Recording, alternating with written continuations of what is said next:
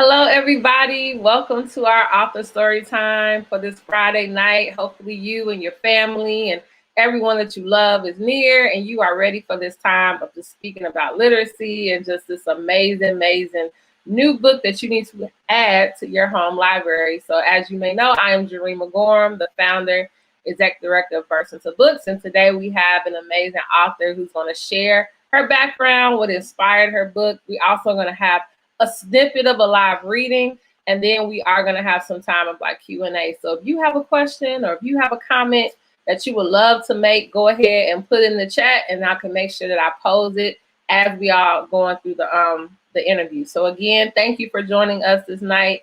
We're so excited and looking forward to the conversation. So we're going to kick off and do introductions, and so I am going to just introduce our author, but she will give us more of her background. So tonight we have the amazing Tiffany Smith. How are you? I'm great. Thank you for having me. Yes. So if you would love to just go ahead and just kind of share your background and what led you on this journey of being an author, and then we can dive right into our conversation. Well, my name is Tiffany Smith. I am a local journalist and food and travel blogger. I am born and raised here in Chicago. I am from Roseland. I grew up on Roseland on the south side with my mom, dad, and my two younger sisters. And I started the Love of Food and Travel as a blog in 2017.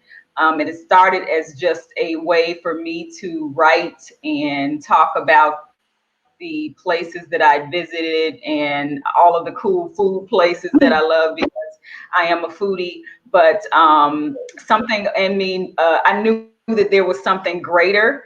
And so, long story short, I decided to form the Love of Food and Travel LLC recently.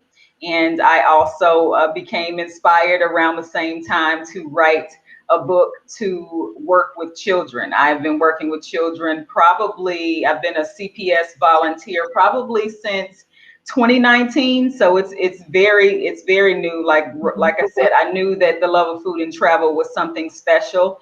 And I felt led to reach back because I didn't begin to travel until my 30s. I didn't get on a plane until my 30s. I didn't get my passport stamp until my late 30s. And travel changed my life, and I believe that it can do the same for children. And so I decided to make the Love of Food and Travel LLC's mission to reach back into communities like the ones that I come from to inspire and educate kids about the world. Yeah, so when you first reached out to me, I was so excited. One, of course, because of Roseland and just the far south love, and just being able to hear your story, because I'm so a believer in that as well. It's about access and opportunity and experiences, and a lot of times, if our kids can't see it, they don't necessarily see how they connect with the world outside of their neighborhoods. And so I absolutely love the mission and just the purpose of your book. I have to ask, what high school did you go to? I am a Kenwood Academy alum, believe it or Really? not. Even though I grew up in Roseland, I graduated from Kenwood Academy. Got you. Awesome. It's so funny. I think it's such a Chicago thing. They're like, what high school did you go to? Every time, yes. So let's go to the beginning. So why do you think it wasn't until your 30s that you even started traveling? Well, I didn't start traveling until I had the means to travel because my parents did not have the means to do that, which is another reason why I wrote this book, which is loosely based on my life, because Somaji also lives on the South Side with her family. And it wasn't until I was able to support myself that I had the opportunity to begin to see the world, and it opened my eyes to, completely. And it made me excited. It made me, I developed an insatiable appetite to want to see more, want to go to another place. And I said, how much more could this do for a child? If a child had the opportunity that I had now, in my 30s, to be, if I'm inspired now, surely a child, if I could give this to a child, they could definitely be inspired even more. Yeah. Definitely. And we think about like children literature, like so many times as I meet authors, I'm like, we we talk about teachers, and I believe that literature has such a powerful way of molding a child and just opening their eyes, right? It's like you're traveling through the pages. And so a lot of times it's definitely power in the words that we write. And so that goes to my next question about when did you start writing? So I know you started writing the children's book, of course, recently, but in general, like how did you know that writing would be something you would want to do even as a career? Yeah, writing has always been an outlet for me. I knew very early on not only that it was therapeutic, but that it was a gift of mine. It was something that I've been able to do effortlessly. And so I kind of put my pen down for years, and I picked it up, like I said, probably about five years ago, and just started writing about my travels. And I sat on them for about 2 years, and somebody said, you should do a travel blog. You're always going somewhere. You should start writing about your travels. And I was kind of like, especially since all of my other friends were well traveled and I had started traveling late in life, I was kind of ashamed. And but I decided to do it anyway, and all of these doors started opening for me. And I got, I've been published, my articles have been published. And so, yeah, very early on, I've been writing all of my life. And so, that's definitely one thing that I would encourage children to do, is to, just start. It doesn't have to be perfect. I remember I used to write poetry, the little corny like rhymes, whether it was about, boyfriends, puppy love, that kind of thing. And then it developed obviously into now I'm an author. So you just never know where that inspiration could lead. Exactly. And I think something like you said, like you didn't start traveling till later in life, but yet that is something that a kid could be connected to. You know what I mean? Like, you know what? I can connect to her story. There are maybe things that I haven't been able to do until later in my life because of maybe circumstances or whatever the case may be. And so I think that a lot of times it's important that we do tell our stories because we're going to connect and resonate with somebody. You know what I mean? Especially, I think if you are a child that as you're finding your identity, you may feel like, man, there's something wrong that I haven't done certain things yet. And so being able to meet someone who's like, look, that doesn't mean you, if anything, my life would just continue to magnify, you know? Yeah, I think that's very important. Many times we are ashamed of our stories. Or, like they say, there's a book in every last one of us, but sometimes we feel like the part that we want to tell is like boring, and then we don't even realize that the good part is the part that we need. The part that we're ashamed of is the good part, the part that we should be telling the world, because that's the part that can actually inspire somebody else. So yeah, definitely. And so in writing, I know you say it's something that you do effortlessly, and just being able to be like, man, this is something that I want to share with the world and being encouraged by others. But I do know writing a book is very different than like an article or an essay or a poem, right? So it's a whole different process. So was it difficult trying to now formulate, okay, I have this story and idea in my head, but now I really want to create this children's book? Was that a difficult process for you? The only process for me that was difficult were the logistics of the book. The idea itself, I got the idea, and every writer has their own formula. I got the idea, and there was no outline for me. There was no, specific timeline. I just began to write, and slowly but surely, this story turned into me, telling people a little bit about my life. And so the hard part were the logistics, finding a good illustrator. Then you have to raise money for illustrations, which are extremely expensive. Um, then you have, the timeline for illustrations. Whether are you able to hire a literary agent, or, self-publish, um, getting the book formatted and so everything was the difficulty came in for me, as it pertains to the book. The only difficulty was the logistics, And now that it's out, it's the marketing. You know, you have to make the decision: are you going to hire your own PR, or are you going to be the author, the marketing person, the PR person, the person that's pitching yourself? You're doing IG lives and Facebook lives every day, and so yeah, that's the sort of tedious part.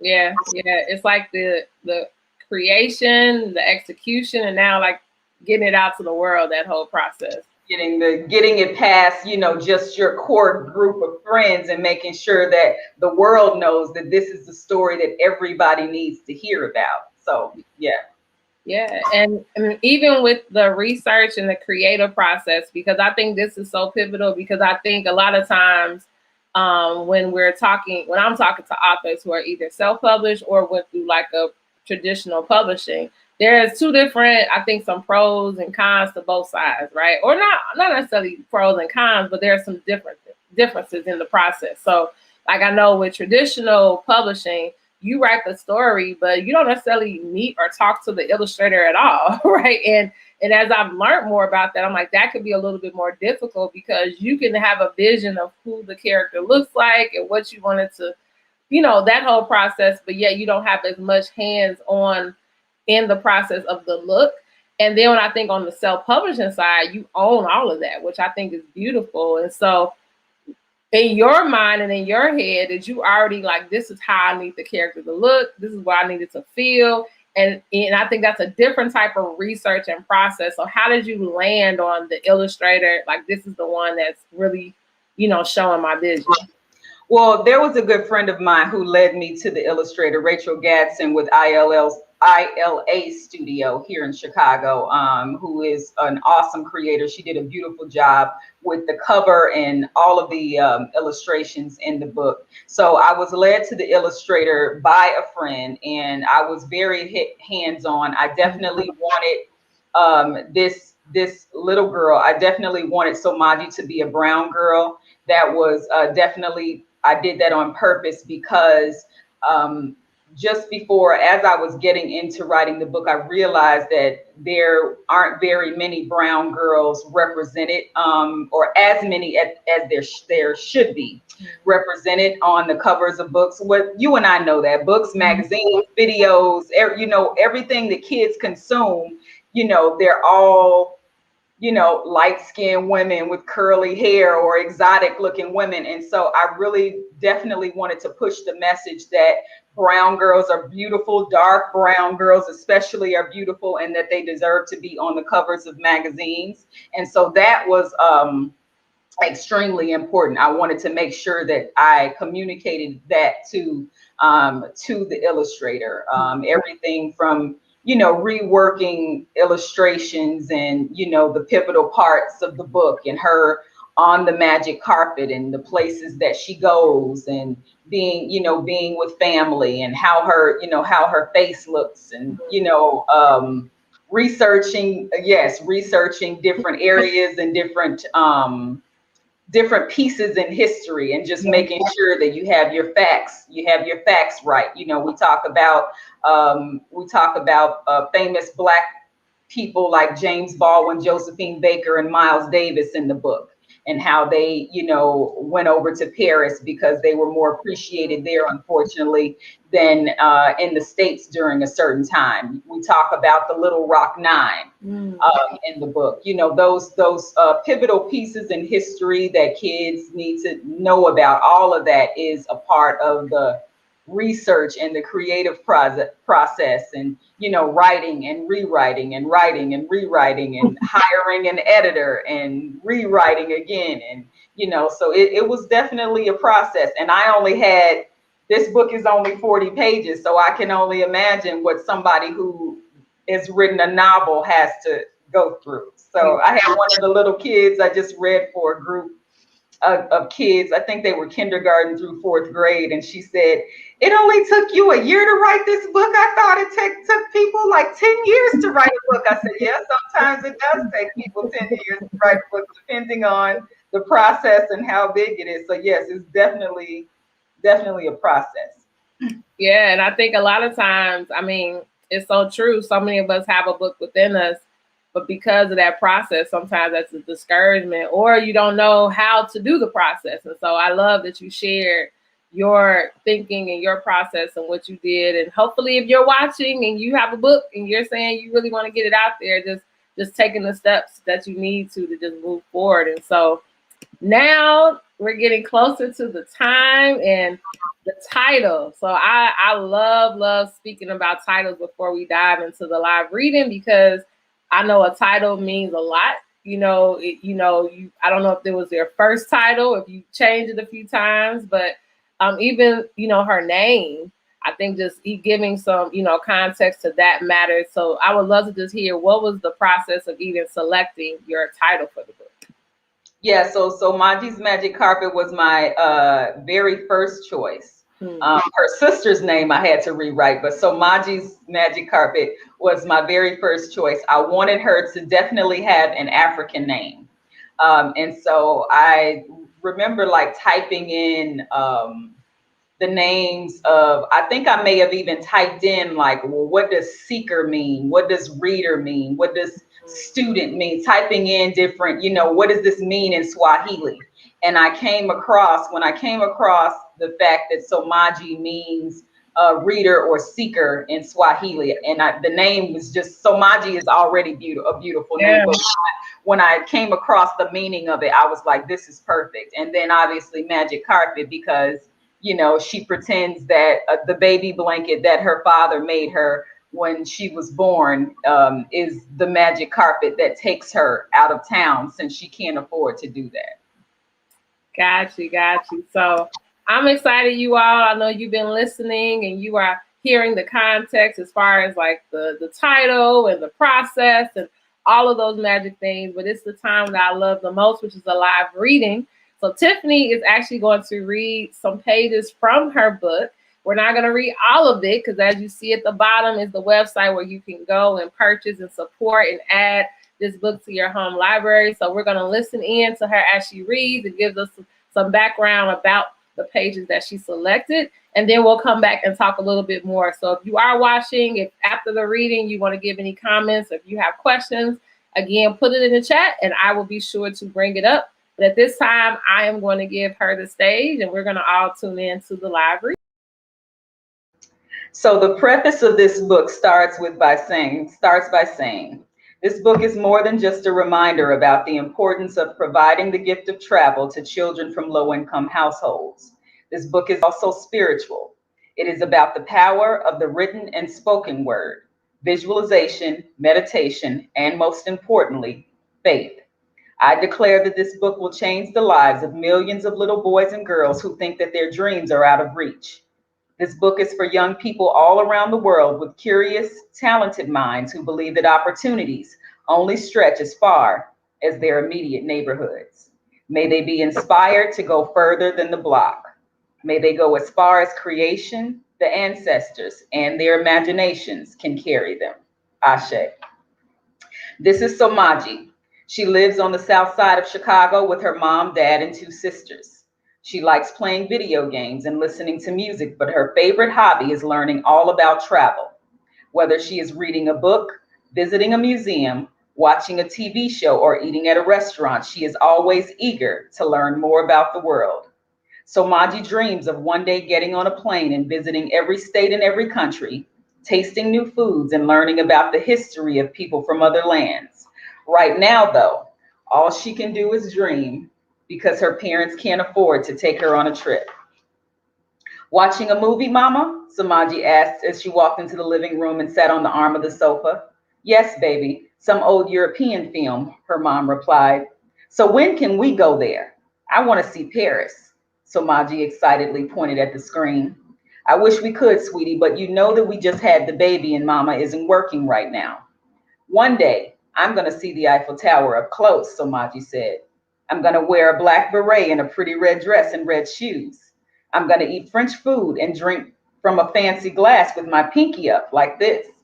Somaji pretended to sip from a glass while holding her pinky in the air. Her dad stood at the window with his back turned and listened as Somaji talked about her love of food and travel. It hurt him that his job cooking at the hotel barely paid him enough to feed his family. but he always encouraged Somaji to dream. He gathered himself so that Somaji couldn't see that he was upset. Then he turned, looked her in the eyes, and said, "You and your sisters are the three most important people in my life, and I love you very much. I wish that I could take you to Paris, but someday you'll go. Continue to dream big, kid." Somaji was a little disappointed, but she knew that her parents loved her and were doing the best that they could do. "Okay, Daddy," Somaji replied, reaching out to give him a big hug and a kiss. "Good night, Mama." Somaji ran upstairs to her room, sat on her bed, and picked up the baby blanket that her dad had someone make for her when she was born. It was white with red lace trim, and her name was embroidered in red cursive in the middle. Every night before she went to sleep, she would imagine that her blanket was the magic carpet that could take her wherever she wanted to go. This nightly ritual, this nightly ritual gave Somaji so much joy. That night, she was determined to see Paris. She sat on her magic carpet, closed her eyes, took a deep breath, and imagined herself experiencing all of the cool things she'd read about Paris, watching the Eiffel Tower light up at night, visiting the Mona Lisa at the Louvre Museum, and tracing the footsteps of historical Black figures. She roamed the neighborhood where the famous author James Baldwin lived, strode the Avenue des Champs-Élysées where Josephine Baker performed, and sailed the banks of the Seine River where musician Miles Davis dined. The next morning, she was awakened by her mother yelling her name. "Wake up, Somaji, or you'll be late for school." Somaji opened her eyes, remembered Paris, and smiled. She was excited because her seventh grade class was going on a field trip to an African American history museum, and she couldn't wait to find something new to discover. "Okay, Mom, I'm headed downstairs," she yelled. Somaji showered, got dressed, and put on a pair of jeans and her favorite sweater. It was black with sparkly letters that spelled out Paris on the front. She ran downstairs, gave her mom a hug and a kiss, grabbed the cinnamon raisin bagel that was wrapped up for her in aluminum foil, and dashed out the door. "Be blessed. Have a great day at school," her mom yelled. "Okay, Mama, I will." Somaji jumped on the school bus and quickly found a window seat. She couldn't wait to get to the museum. Her best friend Michelle hopped on the bus and sat next to her. "Hey, Somaji," she said while popping a huge piece of bubble gum. "Hey, Shell, guess where I went last night? Paris." Somaji's eyes began to light up. "Girl, what are you talking about?" Michelle said, rolling her eyes. "You know you've never been to Paris. Stop playing." "I did. I saw the Eiffel Tower and the Mona Lisa. Well, it was all in my dream, but still." Somaji saw the look on her friend's face and began to feel a little ashamed. "I told you to stop all that dreaming, Somaji. Travel ain't for people like us. Travel is for rich folks, and your parents ain't nowhere near rich." Somaji knew her friends didn't mean any harm. She just didn't want her to get her hopes up about something that may never happen. Somaji turned, looked out of the window, and said, "One day, I'm going to see the world, especially Paris." Oh my God. You left us on a cliffhanger. I love it. I love it. I love it. Thank you so much. And thank you. Those watching, clap it up. Tell us some great comments in the chat. And we have a question someone gave as you was reading, so I'll bring that up. But I really, really love that. I love, like, I can see it, and that's what I love about reading. Like, I can envision, I can see her. I myself had dreams that seemed so real. I woke up like, oh my gosh, I did it. Or I experienced that, or I talked to that person. So thank you. People are definitely clapping it up in the chat. So before I even ask my question, I'm going to bring up the question that was asked. So it said, as an avid traveler, how excited are you that your creation is going to be able to reach around the world? I am extremely excited. I mean, it is exactly what I wanted. I mean, my main mission is just that kids become inspired, and that they become educated, and that they, just believe that where they are now is not where they will always be. The area that I come from, Roseland, areas like Roseland, Inglewood, Austin, South Shore, our kids go through so much trauma on a day-to-day basis that they don't even, many times they don't even think about, they're just trying to survive. So they aren't even thinking about going here, going there. Many of them haven't even been downtown or to the beach. And so, this book is to definitely spark, especially during this time, during the pandemic, where, things are just now starting to open up, but there are still some restrictions. I want them to be able to get those wheels turning and, have something to look forward to. Love it.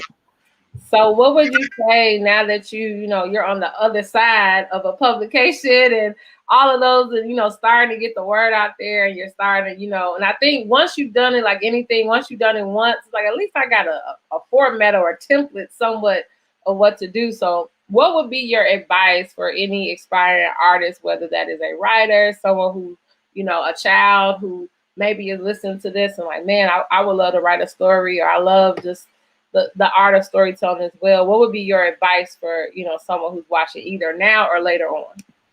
Well, I think many times, especially with writing, is that we think that it has to be perfect the first time. Yep. So we go, oh, like I can hear a child saying, oh, I can't get all my thoughts out. And you just need to get started and to know that you don't have to get it all out at once.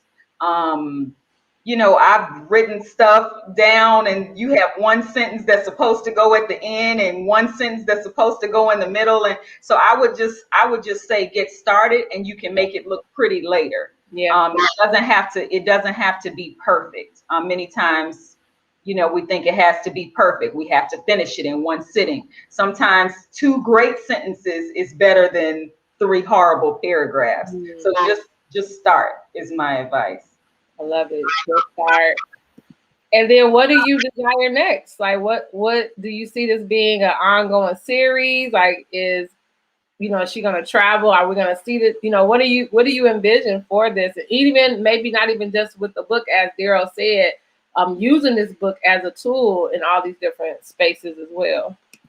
Yeah, well, I definitely plan to use Somaji's Magic Carpet as an opportunity to, like I said, inspire kids. I've been working in Chicago public schools as a volunteer since 2019, and I definitely look forward to working with more organizations like yours that inspire children and that push, the whole, literacy for kids, and teaching about travel. When I go somewhere, I want to come back.